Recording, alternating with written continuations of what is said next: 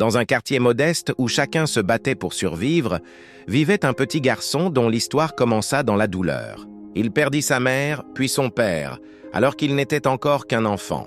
Devenu orphelin trop tôt, il fut confié à une tante qui, hélas, ne mesurait ni sa souffrance, ni sa fragilité. Un jour, sans explication, elle le mit dehors. Il se retrouva seul, sans famille, sans refuge, sans personne vers qui se tourner. Alors qu'il errait dans la rue, cherchant où poser sa tête, une voisine au cœur rempli de bonté remarqua sa détresse. Elle voyait son regard vide, sa fatigue, son silence lourd.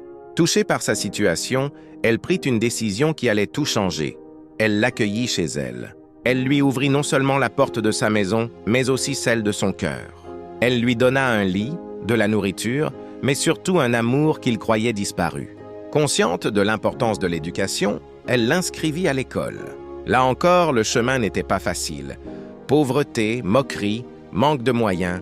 Le garçon dut affronter de nombreux défis. Mais dans son cœur grandissait une force nouvelle, le désir de réussir pour honorer celle qui lui avait offert une seconde chance. Avec le temps, il devint un élève sérieux et déterminé. Il étudiait avec passion, toujours animé par l'envie de devenir quelqu'un de bien.